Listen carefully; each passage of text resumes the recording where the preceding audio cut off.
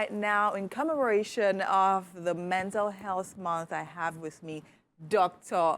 Maymunah Kadiri, the convener for the Mental Health Conference. Welcome to Wake Up Nigeria. It's amazing having you here. I mean, your presence, your essence, your aura, it's all over the studio. Thank you very much. All right. So, I mean, I was having a conversation with you earlier about, the Mental Health Conference, which is actually a very, very important thing I think we need to do. And I say kudos to you. I mean, this is the second year running and all of that. But before we get into that, let's talk about you being a psychiatrist, right? It's like how? How? You went to medical school. You decided to specialize as a psychiatrist. As a psychiatrist. Amazing. But tell me about it. It's a journey. You know, our psychiatric posting is just 4 to 6 weeks, depending med school you went to. Yes. And that was what shaped me, my idea of this is where I want to be. Really? I love the idea of the brain. For me and surgery, like this, no. Okay. In fact, I remember a neurosurgeon saying we are the dream team, you know, and I'm like, no, 10 hours, 12 hours in surgery, no. But again, when I got into mental health, I realized that it's a medicine for the past, the present, and the future. Trust me, it wasn't as easy as I'm saying it, because when I told my dad I was going to be a psych, no. There's no mad person. There's no mad person in this family. He actually called for a family meeting. For a family meeting. And somehow I was already married that time, so my husband was dragged in. I said, honey, don't you think you should look into another area? You know, it's psychiatry, there's pediatrics, there's the OBGYN. I said, you know what? It's psychiatry. Fast forward almost 2 decades now. Yeah. Everybody in my family, loved ones, they're all psychiatrists by association. Are you serious? Of course, that actually goes without saying. It actually makes a lot of sense. But I think it's been an amazing journey for you so far. So now we are here now talking about mental health in the workplace, which actually is a theme for Mental Health Month this year. Let's talk more about that. Let's talk about mental health in the workplace. COVID happened. It did. Like literally. It happened to everybody. And the first 1 year of COVID, 25%, there was a 25% increase in anxiety and depression. And the bulk of people that were affected were women and children. And there is still more like, there's maybe another pandemic, in quote, is more likely to be a mental health issue. Not necessarily, any other, because of the way COVID messed up our psychic. Some people have still not recovered. True. So we are prioritizing mental health in the workplace now because it's important. Why? 2/3 of your waking hours, you spend it in the workplace. That's actually very true. So if your workplace is not accommodating, it's not empowering, you don't feel seen, heard, you don't feel connected, it's not safe enough. That's the word, safe. Yes. Enough for you to flourish and thrive. You'll be in the default survival mode. We don't need that. And at the end of the day, players want profitability, but how productive can you be actually if you're actually at the point? So we must prioritize it. So have mental health support for employees, including their families.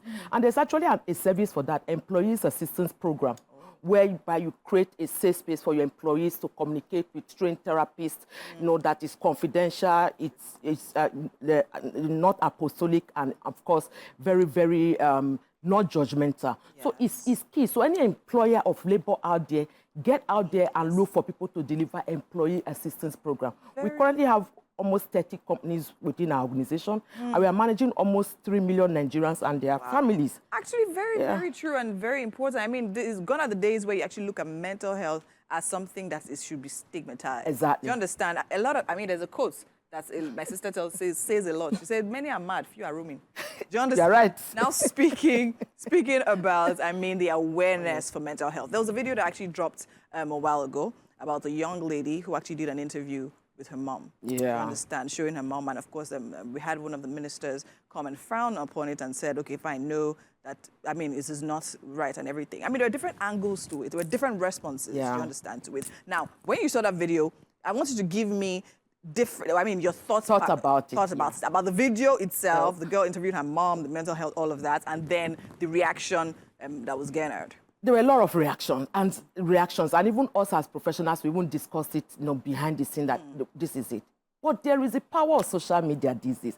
The virality of a video, of your tweet or your comment, you never can say, especially if it's organic. So for her, it was like harmless.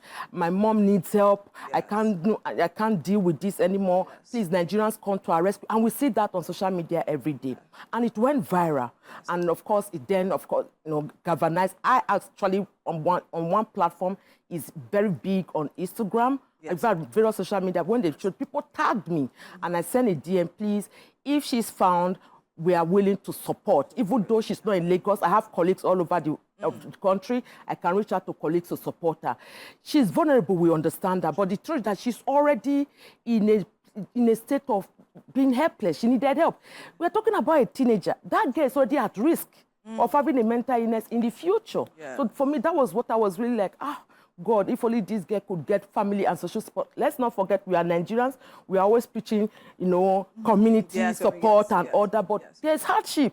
The people say, please go, this one is already minus. So she was just helpless and needed support. It may not be looking as if she was trying to chase cloud, because she's a young girl. Maybe the person behind the scene who did it, but for her, it was just for help. And I'm sure definitely she's getting help now. So social media has come. We are saying let's normalize mental health conversations. We are talking about, talk about it like the way we talk about our physical health, so that people can get help when and if they need help, and we can also encourage help-seeking behaviors. And that actually helps to kill the stigma. Exactly. Of it all. Amazing. Yeah. Now let's talk about the mental health. I mean, from hearing you speak, I can only imagine that the conference is going to be an amazing event. So let's talk about the mental health conference coming up on the 11th of October. 13th, Sunday, 13th October at Oriental Hotel. All right. So what are we expecting from this event? Remarkable, life-changing, impactful, transformative, right? Because last year our theme was the mind behind the marks, because we marks up a lot. Very true. What was the mind behind it? But this year we chose the theme identity with the sub-theme, who are you? So if I ask you now, who are you? Beyond the societal expectation, beyond external validation, who are you? Yes. The truth is that the answer you give is who and what you think you are. Identity generally is more dynamic, it's multifaceted, it's not, it's not labeled, it's not about your professional qualification and all that. It's a whole lot, and it influences our decisions, our relationships, and our overall mental well-being. So we are going to have a lot of panel discussions, we are going to have TED Talk kind of style. People talk about their identity, and of course a lot of wellness, massages and chop, and just Sunday, come. Let's talk. Let's unpack. Enjoy yourself. Let's enjoy ourselves. Amazing. Okay, so now can you mention a few of the speakers we're expecting? Oh, we have our keynote speaker is Auntie Betty Rabo, which is she has talked about herself a lot, and other people. We have Rewa Odoji, we have Ose Isei, we have but there's some people that don't want us to mention their names. But trust me, they are going to it's going to be transformational. Last year we almost had a stampede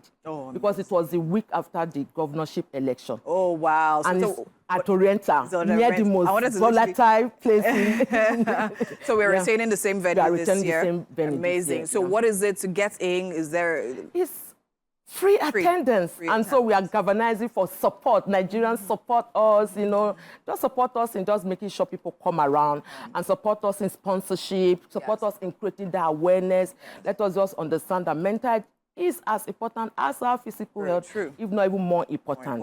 Amazing. I think it's great. This is a conversation that needs to be ongoing, right? Irrespective and in spite and despite. Now, just very briefly, let's talk about next year, 5 years from now.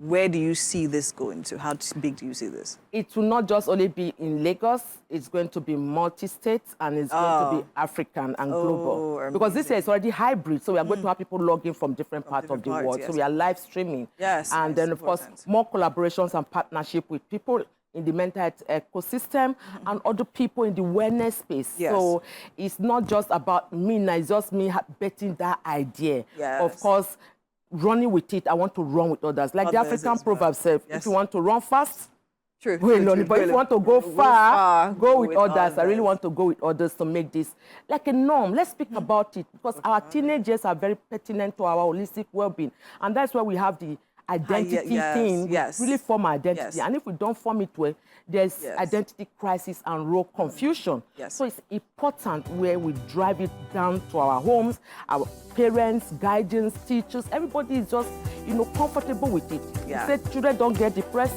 We have children half of all mental illnesses start before the age of 14. But that's actually very true. There was actually a story of a boy that actually took his life. I think he was 9 years old. Exactly, and you wonder, well, how can a child be? No, they do. Very sad. They do. So amazing. I mean, with the vibe and energy and passion you're speaking with, I want to be at that event. Please come. You're invited. Definitely, you guys need to be there. It's literally a free event for mental health. Come and learn about your mental health. Come and take care of yourself. Thank you so much, ma'am, for being here. I mean, amazing having you here. I wish you all the best for the events coming up. All right, guys, and it is the top of the hour. Still so much more happening right here on Wake Up Nigeria. Do not go anywhere. We'll be right back.